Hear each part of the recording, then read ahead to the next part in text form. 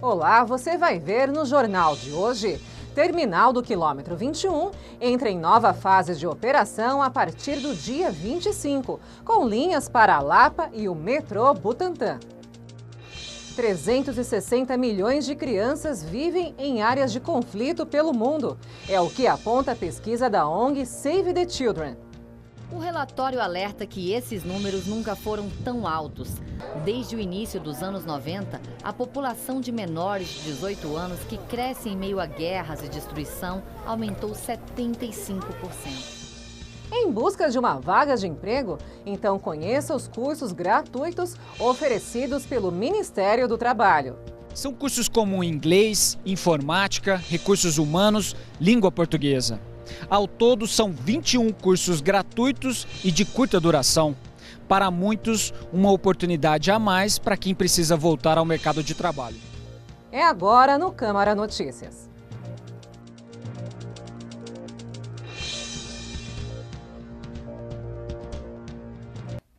Os preços de todas as órteses e próteses compradas pelo Sistema Único de Saúde, o SUS, vão ser registrados.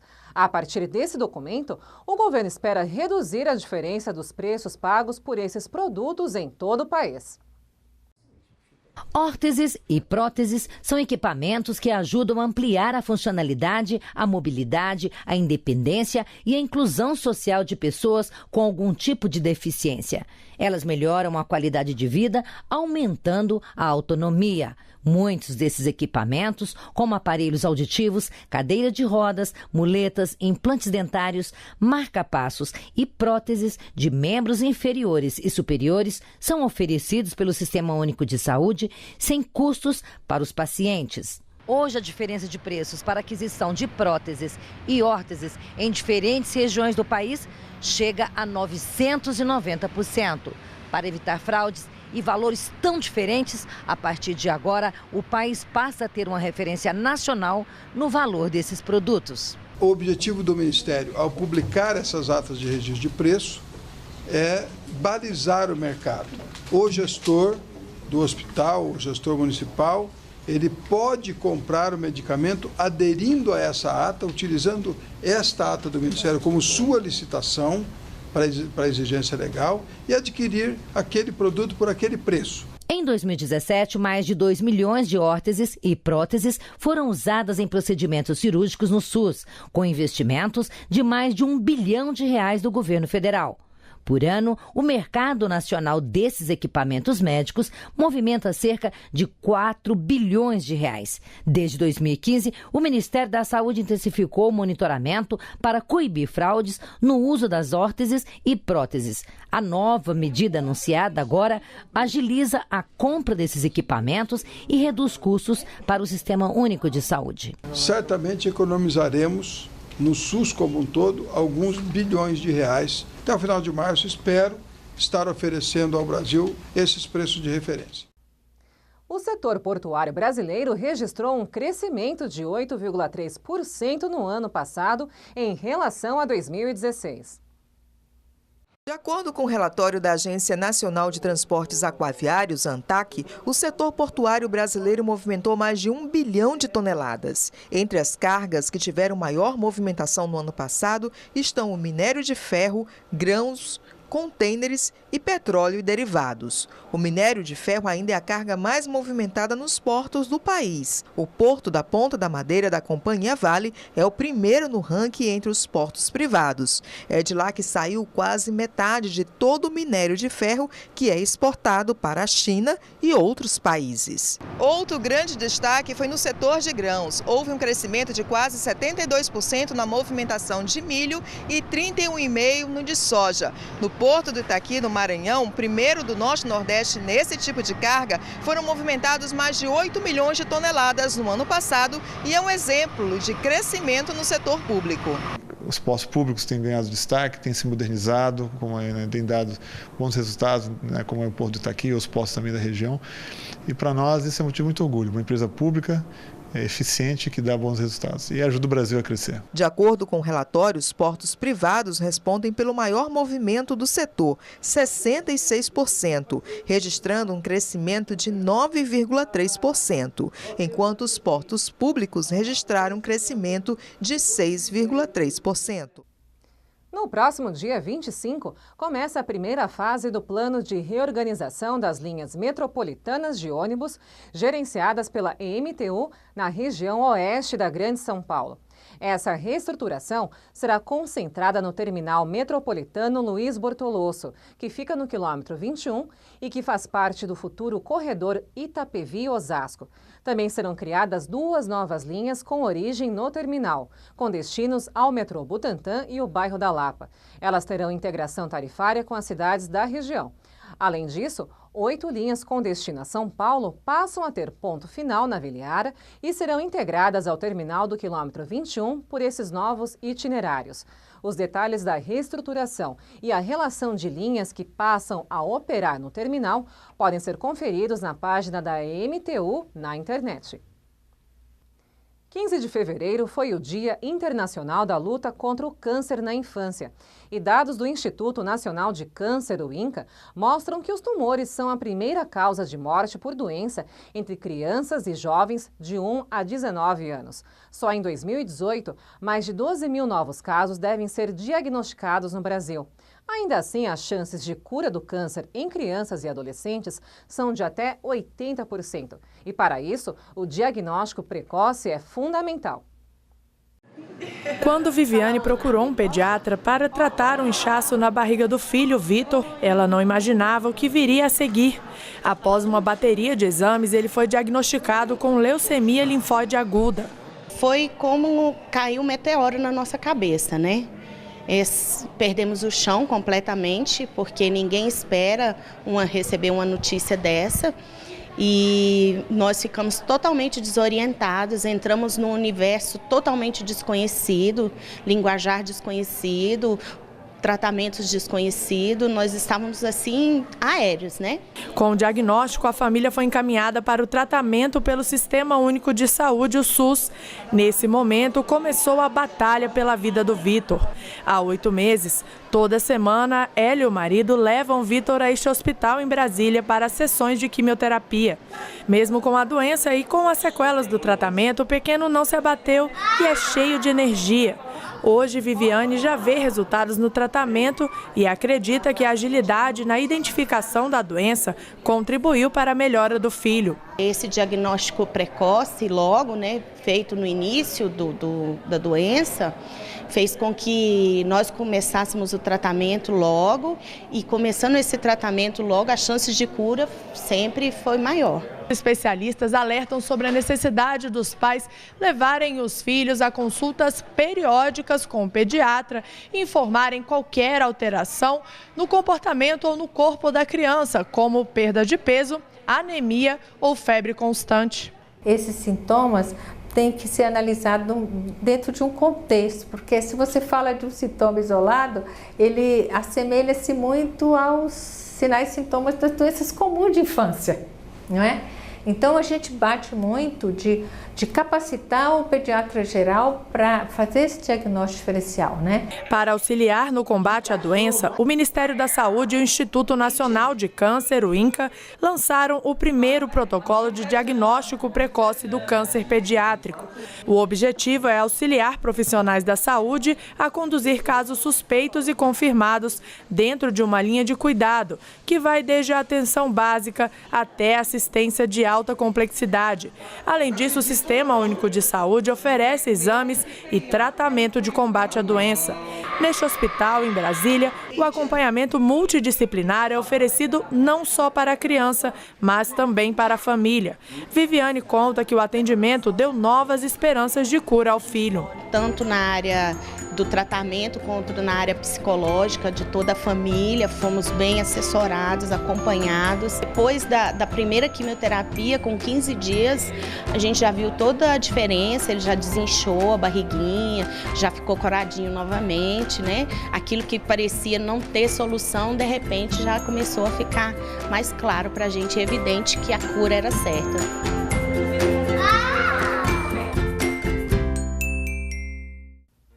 E veja também no Câmara Notícias os cursos profissionalizantes oferecidos pelo Ministério do Trabalho. Qualquer pessoa pode participar da Escola do Trabalhador. Não há pré-requisito e nem exigência de escolaridade mínima.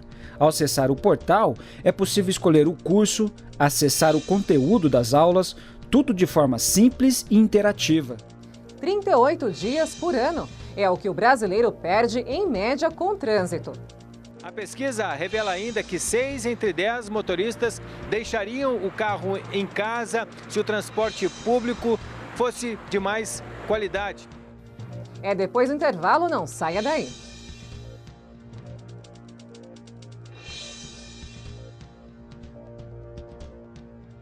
Quem doa sangue regularmente pode estar ajudando uma pessoa que nunca viu na vida.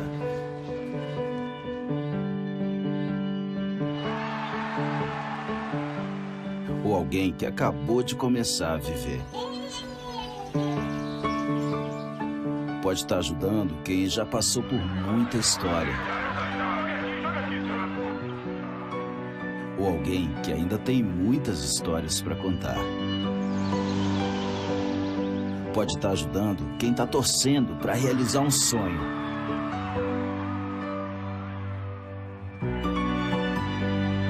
Ou alguém que está torcendo para ser ajudado. Quem doa sangue regularmente pode até não saber quem está ajudando, mas sabe que está ajudando muita gente.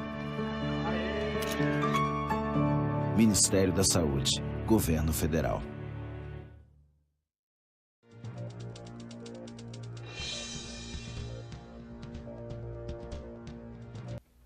Uma em cada 6 crianças no mundo vive em áreas de conflito e está sujeita a todo tipo de violência.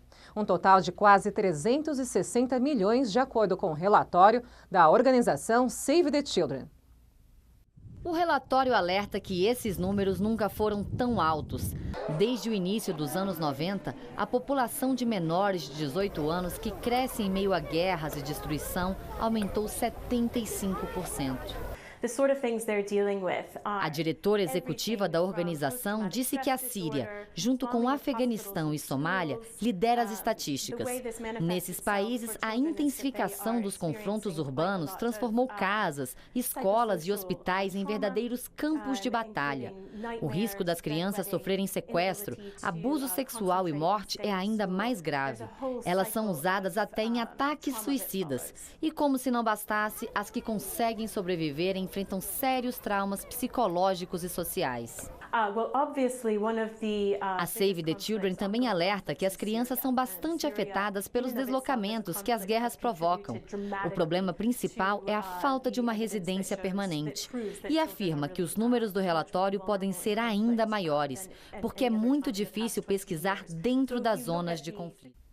O ano começou difícil para mais de 100 mil brasileiros que trabalham como personal trainers, arquivistas, contadores e contabilistas. A lei que tirou essas categorias da informalidade mudou. Agora, esses profissionais precisam se reenquadrar, só que pagando uma carga de impostos muito mais alta. João Luiz é contador e veio ao sindicato buscar ajuda jurídica, já que não pode mais emitir nota fiscal como microempreendedor individual.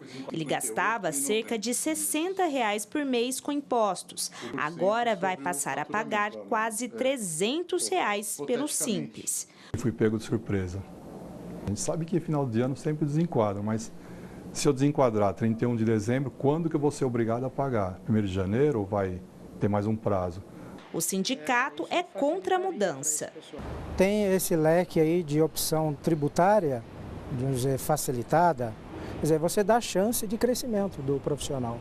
O MEI, sigla para microempreendedor individual, é a forma mais prática de um profissional sem carteira assinada recolher impostos. O sistema ajudou bastante na formalização de profissões, como a de cabeleireiro. Mas a lei complementar que passou a valer este ano excluiu 4 categorias do MEI. para se adequar ao Código Civil. Além de contadores e técnicos contábeis, também deverão solicitar o descadastramento do MEI, personal trainers e arquivistas de documentos. Até 2019, 103.567 profissionais deverão optar por outra forma de recolhimento de tributos. A mudança vai ficar salgada. Eles terão duas opções: recolher impostos como autônomos ou abrir uma empresa pelo Simples, que cobra sobre o faturamento. Para este advogado tributarista, os profissionais vão ter dificuldades para se adequar às regras.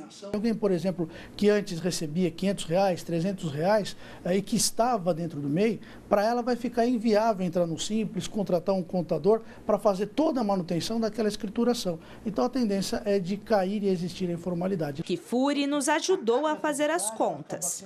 Um profissional que fatura o teto do MEI, ou seja, R$ 6.750 por mês, paga menos de 1% de imposto e tem direito à cobertura previdenciária e à isenção de tributos municipais e estaduais. Se quiser ser autônomo, ele terá que pagar 27,5% de imposto sobre a renda. Para o mesmo rendimento, a tributação passa dos R$ 1.800, fora o recolhimento para a Previdência. Já pelo Simples, profissionais terão de pagar 6%, o que daria R$ 405 por mês.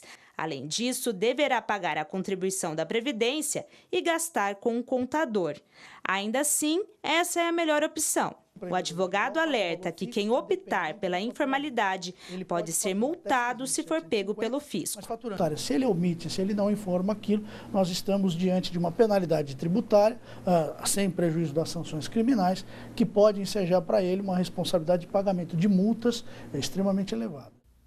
O Ministério do Trabalho oferece cursos profissionalizantes pela internet para trabalhadores desempregados. A ideia do portal Escola do Trabalhador é melhorar o currículo e aumentar as chances de conseguir uma vaga de emprego. Eles estão cada vez mais presentes no dia a dia dos brasileiros. Seja na busca pela qualificação ou como uma oportunidade para conquistar uma vaga de emprego, os cursos online deixaram de ser tendência para virar realidade. Somente na Escola do Trabalhador, uma plataforma criada pelo Ministério do Trabalho em parceria com a Universidade de Brasília, já são 145 mil pessoas inscritas. 270 mil matrículas. São cursos como inglês, informática, recursos humanos, língua portuguesa. Ao todo, são 21 cursos gratuitos e de curta duração. Para muitos, uma oportunidade a mais para quem precisa voltar ao mercado de trabalho. São cursos que podem ser dinâmicos, podem ser trocados. No caso de um curso com baixa procura, nós podemos substituí-los por outro que tenha um maior interesse da população.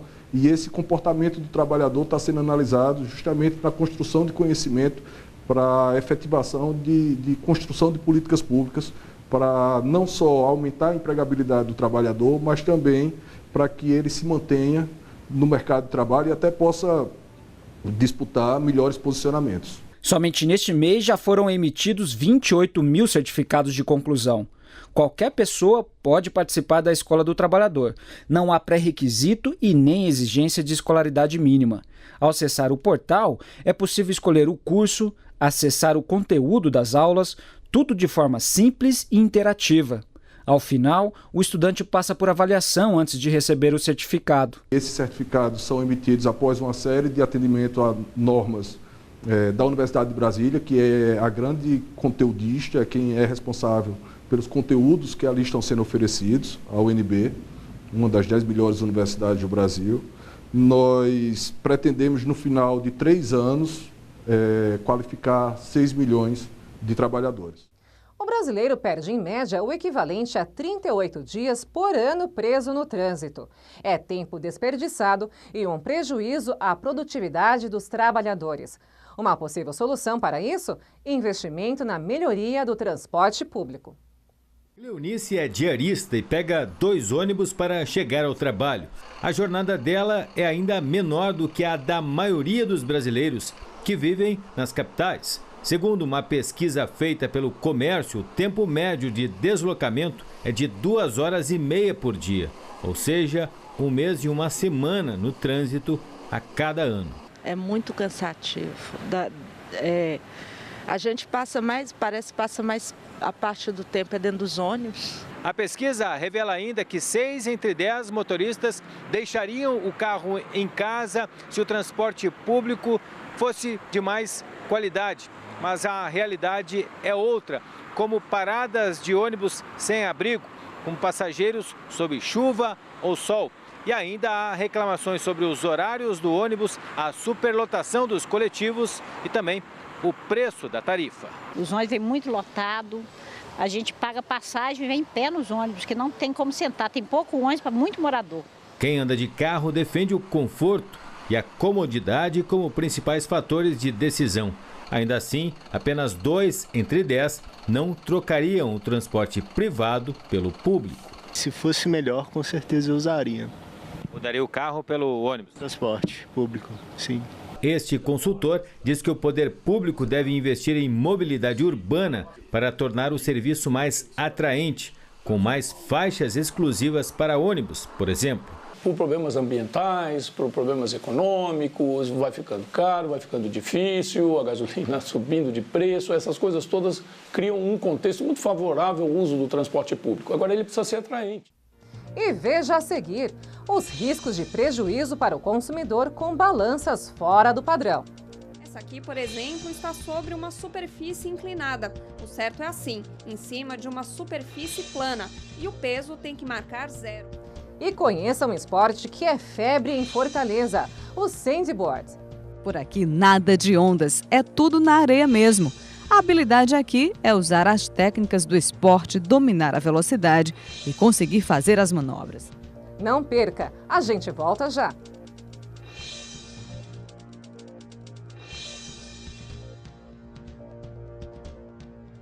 Vem pra biometria, vem, não pode faltar ninguém. A cidadania na ponta do seu dedo também. A digital de cada um faz a diferença. Vem, você escolhe a dedo e volta muito bem. Por isso mesmo não pode faltar ninguém. Vem pra biometria, vem. Acesse o site da Justiça Eleitoral e se informe sobre a biometria no seu estado. Não pode faltar ninguém.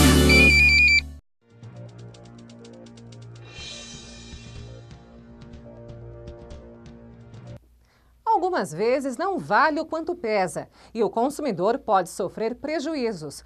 Por isso, a fiscalização é fundamental. Veja na reportagem de Raquel Setes, da TV Brasil.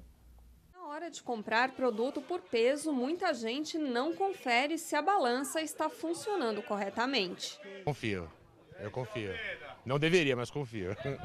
Nunca, devia. Eu confio. Outros já são mais desconfiados.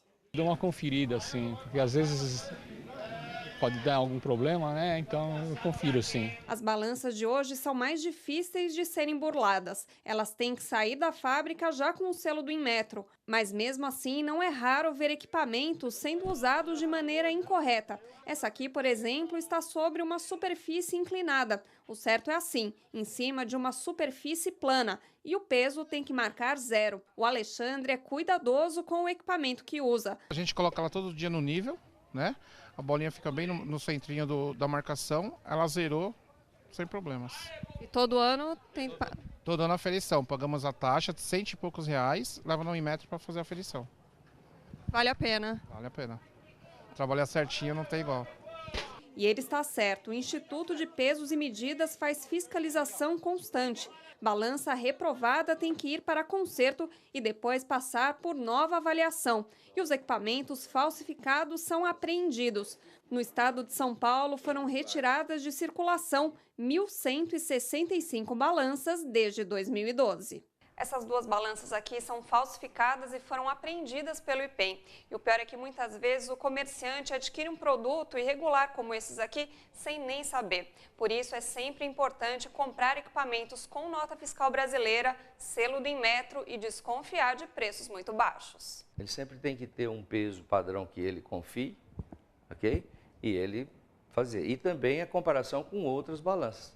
Normalmente, uma balança não vive sozinha, né? Ela tem sempre outra perto. Havendo uma diferença, ele vai buscar qual que é a que está correta. E mais do que isso, ele tem que ter um plano de manutenção.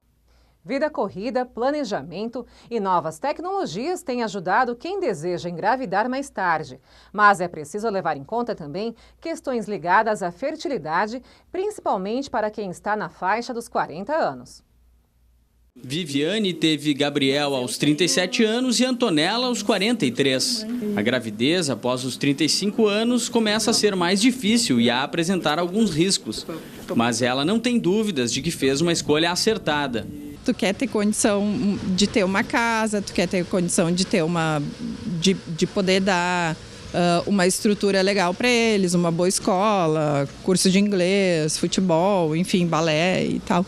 E a gente acaba se organizando para aquilo. Só que antigamente a gente conseguia ter as coisas, eu acho que mais cedo. Hoje tu leva mais tempo. Esta médica ginecologista, especialista em medicina reprodutiva, relata que, assim como Viviane, cada vez mais mulheres têm engravidado após os 35 anos. Principalmente pelos objetivos que a mulher hoje tem nessa vida moderna, nesse objetivo em buscar uma estabilidade profissional, em buscar uma estabilidade na sua carreira. Algumas pacientes também se baseiam nas altas tecnologias que hoje a gente tem, nos tratamentos que estão dispostos, que estão à disposição e acham que isso garante uma gravidez mesmo em idade mais avançada, o que infelizmente não é verdade. A tecnologia ajuda, a medicina ajuda, mas a gente ainda tem uma limitação de chance de gravidez nessa paciente com uma idade mais alta. Os óvulos são produzidos apenas uma vez e, por isto, vão envelhecendo com o passar do tempo.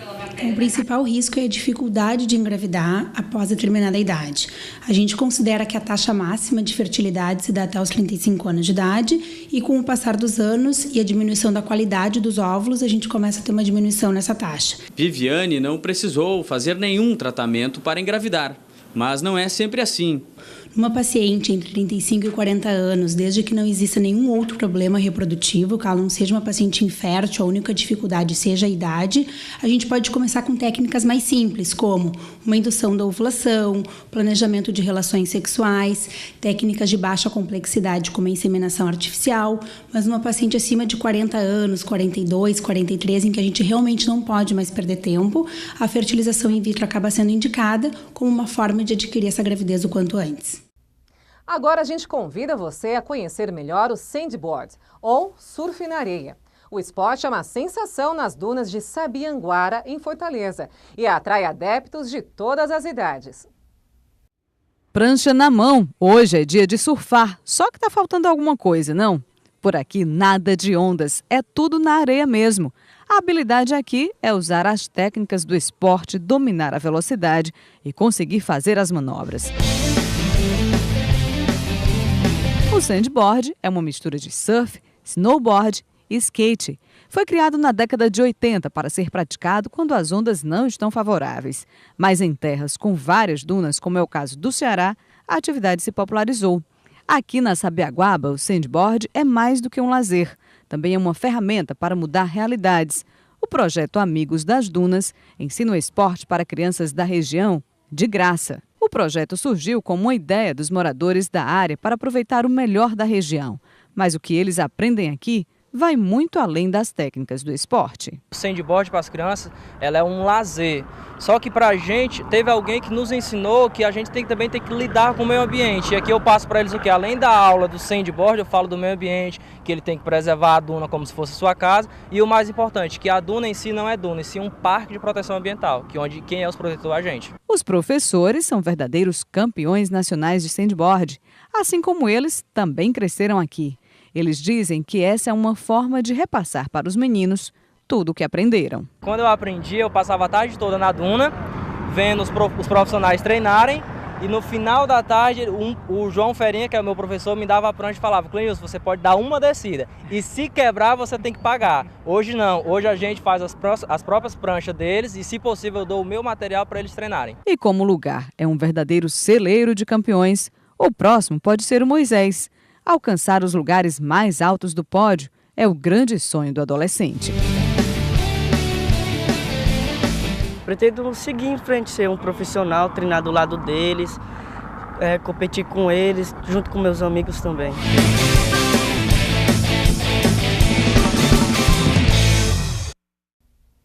Eu sou Fernanda Lucena e este foi o Câmara Notícias. Obrigada pela sua companhia. A gente se vê na próxima edição. Tchau, tchau.